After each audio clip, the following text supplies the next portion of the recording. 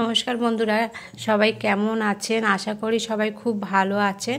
আজকের আমি বানাবো মাছের ডিমের ঝুড়ো। চলে এলাম বন্ধুরা নতুন রেসিপি নিয়ে।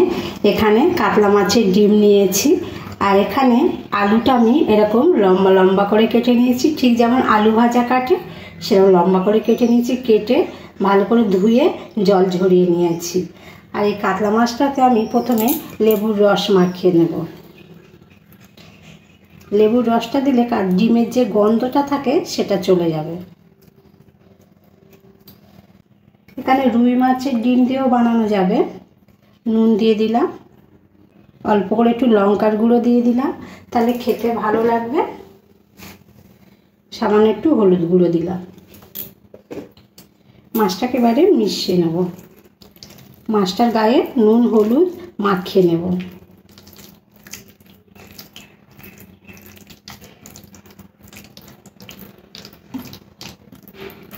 নুন হলুদ মাখিয়ে 10 মিনিট মাছের ডিমটা রেখে দেব। তার মধ্যে আলুটা ভাজতে হবে। কড়ার মধ্যে তেল দিয়ে দেব।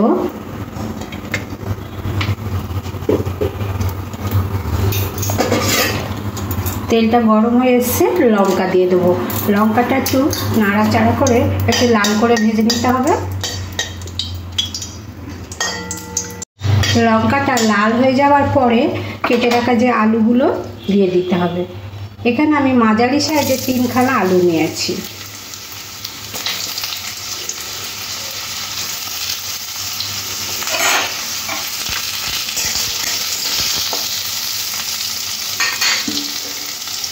আলুর মধ্যে স্বাদ অনুযায়ী নুনটাও দিয়ে দিতে হবে, আর অল্প একটু হলুদ গুঁড়ো দিতে হবে। দিয়ে আলুটা ভাজতে হবে।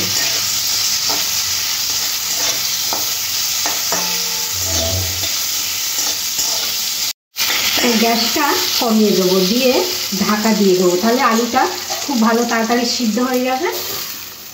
2 থেকে 3 মিনিট পরে ঢাকাটা উঠিয়ে নেব। আলুটা দেখুন হাফ সিদ্ধ হয়ে গেছে। এভাবে নাড়াচাড়া করে আরেকটু ভাজিয়ে দিতে হবে।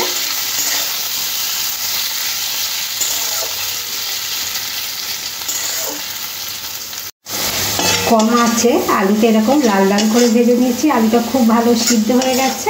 এবার আলুটাকে উঠিয়ে দিতে হবে।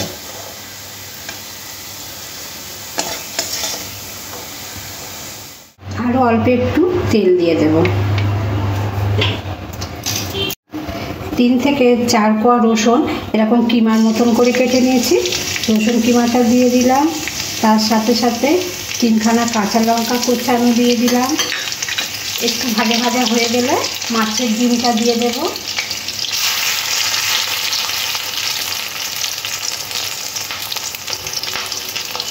আঁচটা কমিয়ে দিয়ে একটু ঢাকা দিয়ে দেবো, নাহলে ডিমগুলো ফাটছে। থেকে 4 মিনিট পরে ঢাকাটা উঠিয়ে নেব।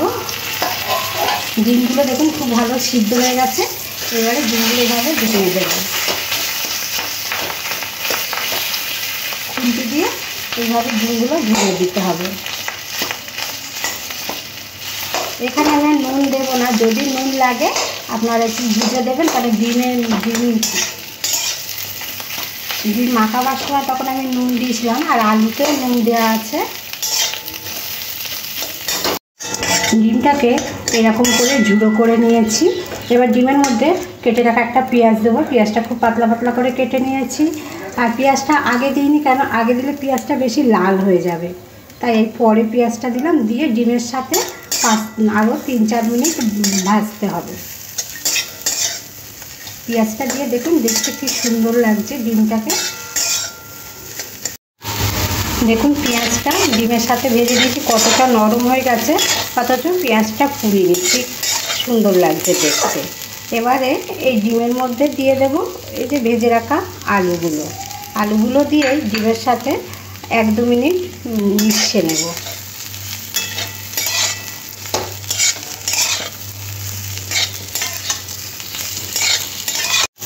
মাছের ডিমের ঝুড়োটা সম্পূর্ণ রেডি হয়ে গেছে। দেখুন দেখতে কি সুন্দর লাগছে। আর এটা গরম ভাতের সাথে খেতে দারুণ লাগবে।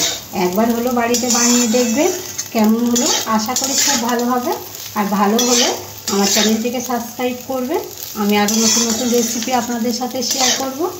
আর সবাই ভালো থাকবে, সুস্থ থাকবে।